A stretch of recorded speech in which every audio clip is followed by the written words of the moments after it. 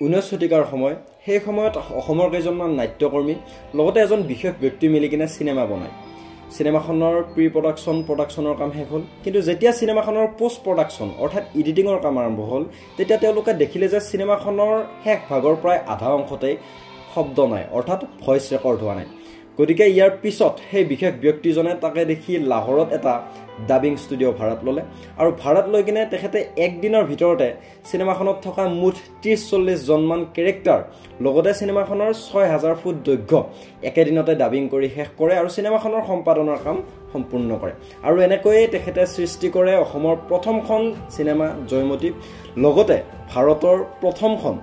re-recording আৰু dubbing technology ব্যৱহাৰ কৰা সিনেমা জয়মতী কেৱল এখন সিনেমা নহয় জয়মতী হৈছে অসমীয়া সিনেমা জগতৰ কাৰণে এক সাহস এটা উৎসাহ আপুনি যদি এজন অসমীয়া হয় আজিৰ ভিডিঅ'টি চোৱাৰ পিছত আপুনিও এজন অসমীয়া হিচাপে গৌৰৱ অনুভৱ কৰিব কিয়নো আজিৰ ভিডিঅ'ত আমি অসমীয়া সিনেমা জগতৰ আৰম্ভণিৰ কথা পাতিম কেনে ধৰণে জ্যোতিপ্ৰসাদ আগৰৱালাৰ কল্পনাৰে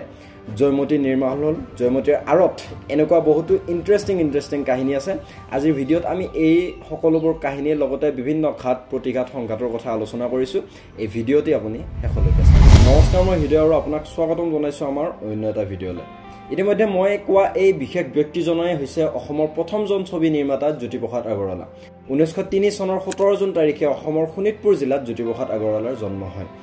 অসমৰ বিভিন্ন শিক্ষানুষ্ঠানত লগতে কলকাতাৰ বিভিন্ন শিক্ষানুষ্ঠানত তেখেতে হাইস্কুলীয়া শিক্ষা সম্পূৰ্ণ কৰি 1926 চনত অৰ্থনীতিত উচ্চ শিক্ষা ল'বৰ কাৰণে ইডিনবাৰ্গলৈ যায় 1930 চনত তেখেতে এই শিক্ষা সম্পূৰ্ণ নকৰাকৈ অসমলৈ উভতাৰ সময়ত জাৰ্মানীৰ ইউএফএ ষ্টুডিঅ'ত তেখেতে 7 মাহ কটাই কিনে সিনেমা নিৰ্মাণৰ বিভিন্ন জ্ঞান আয়ত্ত কৰে জাৰ্মানীৰ ইউএফএ ষ্টুডিঅ'ত 7 মাহ ধৰি এই জ্ঞান আয়ত্ত কৰাৰ পিছত জ্যোতিপ্ৰসাদ আগৰৱালাই ফাইনেলি সিদ্ধান্ত গ্ৰহণ কৰিলে যে তেওঁ অসমলৈ আহিব আৰু অসমত প্ৰথমখন সিনেমা নিৰ্মাণ কৰিব গতিকে কথামতে কাম তেখেত অসমলৈ আহিল তেখেতৰ পৰিয়ালৰ এখন চাহ বাগিচা আছিল গতিকে সেই চাহ বাগিচাৰ পৰা যি উপাৰ্জন হৈছিল সেই উপাৰ্জনৰ পৰাই কিছু অংশ তেখেতে সিনেমাখনৰ পুঁজিৰ কাৰণে সংগ্ৰহ কৰিলে লগতে চাহ বাগিচাৰ পৰা কিছু সামগ্ৰী বিক্ৰী কৰি তেখেতে এই সিনেমাখনৰ কাৰণে পইচা যোগাৰ কৰিলে এই সময়ত সিনেমাবিলাক বনোৱা হৈছিল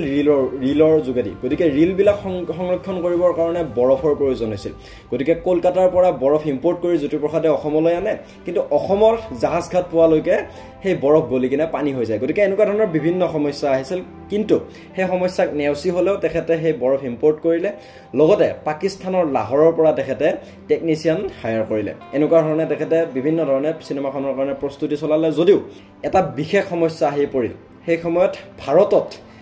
প্ৰথমখন সিনেমা মাত্ৰ ৰিলিজ হৈছিল তাৰ পিছতে জ্যোতিপ্ৰসাদে অসমৰ পৰা দ্বিতীয়খন সিনেমাৰ কথা ভাবিছিল গতিকে ইয়াৰ কাৰণে অসম বা ভাৰতৰ মানুহে সিনেমাৰ বিভিন্ন জ্ঞান নাছিল সিনেমাৰ ওপৰত একো নলেজ নাছিল গতিকে এই জ্যোতিপ্ৰসাদৰ সিনেমাখনৰ কাৰণে সেই এক্টৰ এক্ট্ৰেছ বিচাৰাটো এটা ডাঙৰ সমস্যা আহি পৰিল এক্টৰ এক্ট্ৰেছ বিচাৰি কিনে জ্যোতিপ্ৰসাদে অসম ভ্ৰমণৰ কাৰণে ওলাল অসম ভ্ৰমণ কৰি গোলাঘাটৰ এখন গাঁৱৰ পৰা তেখেতে আইদেউ সন্দিকৈক সেই ছবিখনৰ মূল চৰিত্ৰ জয়মতী চৰিত্ৰ হিচাপে দিবৰ কাৰণে বাছি উলিয়ালে আৰু জ্যোতিপ্ৰসাদৰ লগত লৈ আহিল এনেকুৱা ধৰণে তেখেতে গোটেই অসম ঘূৰি বিভিন্ন নাটক কৰা শিল্পী বা বিভিন্ন আগশাৰীৰ শিল্পীবিলাকক একগোট কৰি কিনে সিনেমাখনৰ কাৰণে এক্টৰ এক্ট্ৰেছ বিলাক বাছি উলিয়ালে আইদেউ সন্দিকৈৰ লগতে ফণী শৰ্মা সত্যপ্ৰসাদ বৰুৱা আদি নামৰ বিশেষ ব্যক্তিবিলাকে নাট মঞ্চৰ পৰা আহি কিনে এই ছবিখনত অভিনয় কৰিবৰ কাৰণে সুযোগ পালে 1933 চনত এই ছবিখনৰ ফাইনেলি শ্বুটিং আৰম্ভ হ'ল জ্যোতিপ্ৰসাদ আগৰৱালাই তেখেতৰ পৰিয়ালৰ চাহ বাগিচাখনতেই দুটাকৈ কেম্প বনালে এটা মেলৰ কাৰণে এটা ফিমেল এক্ট্ৰেছৰ কাৰণে এনেধৰণে বনাই তেখেতে গোটেই এক্টৰ এক্ট্ৰেছখিনি এডিটিঙৰ পৰা প্ৰিণ্টিঙৰ পৰা গোটেইখিনি কাম শিকাই মেলি চাহ বাগিচাৰ সেই কেম্প দুটাত ৰাখিলে দিনত চাহ বাগিচাৰ কাম চলে আৰু ৰাতিৰ পৰা ৰাতিপুৱালৈকে গোটেই ৰাতিটো এই সিনেমাখনৰ ৰিহাৰ্চেল চলে এনেকুৱা ধৰণে বহুতো সংঘাত প্ৰতিঘাতৰ মাজেৰে এই সিনেমাখনৰ শ্বুটিং আৰম্ভ কৰিলে যেহেতু সেই সময়ত সিনেমাৰ শ্বুটিং কৰিবৰ কাৰণে লাইটৰ ইমান উচ্চ প্ৰযুক্তি আহি পৰা নাছিল গতিকে তেওঁলোকে সূৰ্যৰ পোহৰত অৰ্থাৎ নেচাৰেল লাইটত ৰিফ্লেক্টৰ ব্যৱহাৰ কৰি কিনে তেখেতে সিনেমাখনৰ শ্বুটিং কৰিলে লগতে যেতিয়া বৰষুণ দিছিল সেই বৰষুণৰ সময়ত সিনেমাখনৰ শ্বুটিঙৰ কাম স্থগিত ৰাখিবলগীয়া হৈছিল কিয়নো বৰষুণৰ সময়ত আমাৰ নেচাৰেল লাইটটো ইমান ভাল নাথাকে এনেকুৱা ধৰণে বিভিন্ন ঘাত প্ৰতিঘাতৰ মাজেৰে তেখেতে এই সিনেমাখনৰ শ্বুটিঙৰ কাম সম্পূৰ্ণ কৰিলে সিনেমাখনৰ শ্বুটিঙৰ সময়ত ব্যৱহাৰ হোৱা গহনা পাতি থবৰ কাৰণে জ্যোতিপ্ৰসাদে এটা ঘৰ সাজি উলিয়ালে আৰু বৰ্তমান সময়ত বা পিছলৈকে সেই ঘৰটো যাই কিনে এটা মিউজিয়ামলৈ পৰিণত হ'ল আৰু এনেকুৱা ধৰণে চিনেমাখনৰ শ্বুটিং শেষ হ'ল শ্বুটিং শেষ হোৱাৰ পিছত চিনেমাখনৰ এডিটিং অৰ্থাৎ সম্পাদনা কৰিবৰ কাৰণে জ্যোতিপ্ৰসাদে লাহোৰলৈ গ'ল লাহোৰত গৈ তেওঁ দেখিলে যে চিনেমাখনৰ শেষ ভাগৰ আধা অংশতেই শব্দ নাই অৰ্থাৎ ভয়েস ৰেকৰ্ড হোৱা নাই আৰু ইয়াকে দেখি জ্যোতিপ্ৰসাদে কি কৰিম কি নকৰিম বুলি ভাবি বিমূৰত পৰিল অৰ্থাৎ তেওঁ ভাবিলে যে সেইখিনি সময়ত যেহেতুকে পুঁজিৰ অলপ অভাৱ আছিল গতিকে পুনৰ গোটেই চিনেমাখনৰ টিমটোক ঘূৰাই আনি কিনে ৰিশ্বুট কৰাটো তেতিয়া এটা বহুতো জটিল কাম আছিল গতিকে তেখেতে ষ্টুডিঅ'টো ভাড়াত লৈ কিনে একদিনৰ ভিতৰতে মই প্ৰথমতে কোৱাৰ দৰে গোটেই 6000 ফুট দৈৰ্ঘ্য বা গোটেই কেৰেক্টাৰখিনিৰ ভইচটো নিজে ডাবিং কৰি কিনে চিনেমাখনৰ সম্পাদনৰ কাম সম্পূৰ্ণ কৰিলে আৰু এই আনপ্লেন ডাবিং অৰ্থাৎ প্লেন নকৰাকৈ কৰা ডাবিং আৰু ৰি ৰেকৰ্ডিংখিনিয়ে তেখেতক গোটেই ভাৰতবৰ্ষৰ ভিতৰতে প্ৰথমজন এই ৰি ৰেকৰ্ডিং আৰু ডাবিং টেকন'লজি ব্যৱহাৰ কৰা ফিল্ম মেকাৰ বনালে আৰু এনেধৰণে চিনেমাখনৰ সম্পাদনৰ কাম সম্পূৰ্ণ কৰি 1935 চনৰ 10 মাৰ্চ তাৰিখে এই চিনেমাখন ফাইনেলি দৰ্শকৰ মাজলৈ এৰি দিলে এতিয়া জয়মতীৰ কথা যদি মই ক'ব লাগে জয়মতী আছিল 1700 খ্ৰীষ্টাব্দৰ আহোম ৰজা এজনৰ জীয়ৰী গতিকে এই জীয়ৰীজনৰ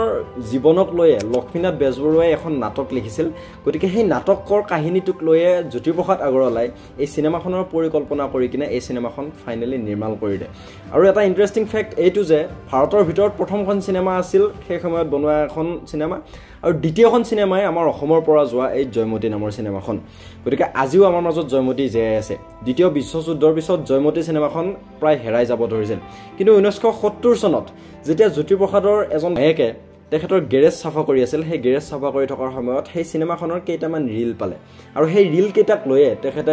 বিভিন্ন ব্যক্তিৰ লগত লগ হৈ কিনে সেই চিনেমাখনক পুনৰ জিপাল কৰি তুলিলে গতিকে এনেকুৱা ধৰণে অসমৰ প্ৰথমখন ছবিত জয়মতীৰ নিৰ্মাণ হ'ল অসমীয়া ছবি জগতৰ আৰম্ভণি হ'ল গতিকে আজিৰ সময়ত যদি আমি জয়মতী বুলি ক'ব লাগে তেতিয়া প্ৰত্যেকজন অসমীয়াৰে সেই অসমীয়া চিনেমাৰ কথা মনত পৰে অসমীয়া চিনেমাৰ আৰম্ভণিৰ কথা মনত পৰে গতিকে আজিৰ ভিডিঅ'টিৰ পৰা আপুনিও যদি কিবা অকণমান জয়মতীৰ বা কিবা অকণমান জ্ঞান লাভ কৰিলে তেতিয়াহ'লে প্লিজ ভিডিঅ'টি লাইক কৰিব লগতে সাবস্ক্ৰাইব কৰি দিব এই চেনেলটো কিয়নো আপোনালোকৰ এটা সাবস্ক্ৰাইবে আমাক উৎসাহ যোগায় এটা নতুন ভিডিঅ' বনাবৰ কাৰণে এই ভিডিঅ'টি চোৱাৰ বাবে ধন্যবাদ